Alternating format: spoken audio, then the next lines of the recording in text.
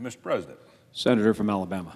Mr. President, I ask unanimous consent that Preston McGee, an intern in my office, be granted floor privileges until May 17, 2023.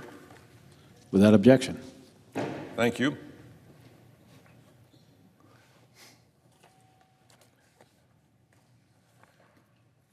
Mr. President, President Ronald Reagan once said, quote, "Freedom is never more than one generation away from extinction. We didn't pass it to our children in the bloodstream. It must be fought for, protected, and handed on for them to do the same." In every generation since the country's founding, brave men and women have stepped forward to defend our great country. Each one of them joined knowing that they might be called upon to sacrifice everything, even their lives. And in our history, more than 1 million Americans have paid that last full measure of devotion. It is only right that we return the honor. The tradition of Memorial Day goes back to the 1860s. It was originally called Decoration Day. Families of the fallen would decorate the graves of their loved ones. In 1888, Congress recognized this tradition and made it a holiday in the District of Columbia, and Congress made it a national holiday in 1968. For Gold Star families, every day is Memorial Day. Alabama is home to more than 6,000 Gold Star family members.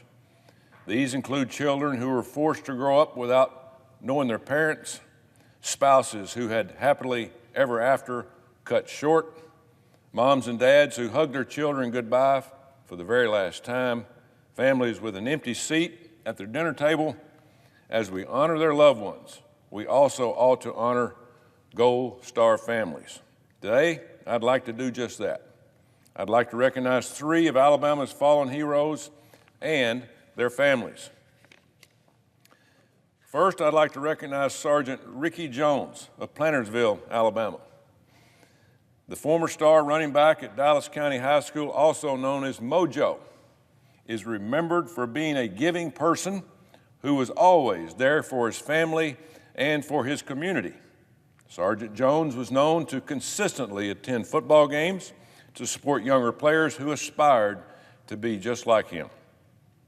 His family always knew they could count on him. After his mother fractured her hip, Sergeant Jones took leave to come home and help in her recovery. His sister Jasmine recalls him standing at the door of her bedroom to tell her goodbye when the time came for him to return to Afghanistan. She didn't know that this would be the last time that she would see him. He was killed on Father's Day of 2009, leaving behind a wife and 4 children. Because of the impact he left on his community, Dallas County established June the 27th as Ricky Dwayne Mojo Jones Day. Dallas County High School also retired his number 3, as a tribute to someone who was a hero to so many on and off the field. Second, I'd also like to recognize Sergeant Jason Stegall of Tuberville, Alabama. From the age of 10, he knew he wanted to make a difference by joining our military. Even with injuries and several near-death experiences, this desire to serve never wavered. Sergeant Stegall's courage saved countless American lives. On one occasion, he helped stop 2 suicide bombers from carrying out an attack on a U.S. military base in Iraq. Another time, he led his men away from an ambush despite being shot just beneath his heart. Sergeant Stegall earned numerous awards for his heroism, including a Bronze Star and 2 Purple Hearts. His wife, Ashley, said his plan was to stay in the service for a long time because he loved every minute of being in the military. But this plan was cut short. At age 31, Sergeant Stegall passed away from a mission-related illness while serving on active duty. Ashley was left to cope with the loss of her teenage sweetheart and having to raise 3 sons alone, including a 10-month-old named Landon. Ashley keeps Sergeant Stegall's memory alive by reminding her sons about his sacrifice and his belief in our great country of America. Sergeant Stegall is honored at the Trustful Veterans Memorial in Alabama. Finally, I want to honor the memory of Sergeant Irvin Hullett of Lowndes County, Alabama. On Christmas Day in 1952, Sergeant Hullett's brother Arthur received the news that his 22-year-old brother had been killed in Korea. Both brothers had lived and suffered under segregation and discrimination because of their race.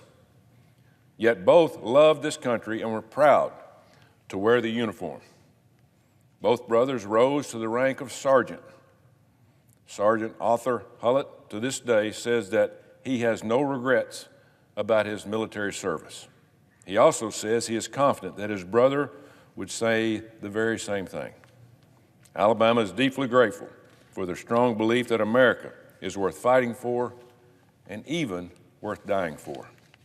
We will not forget their unwavering devotion to preserving the American dream for all of our future generations.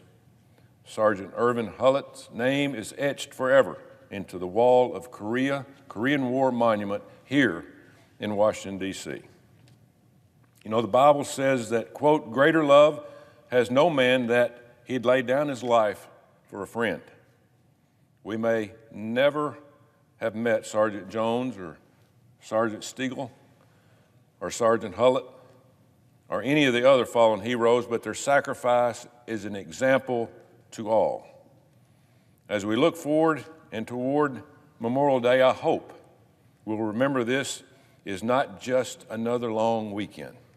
It is time to reflect of the sacrifices made by all of our courageous heroes, all the American heroes who didn't want freedom to die on their watch. May we live to ensure their efforts aren't in vain. I yield the floor.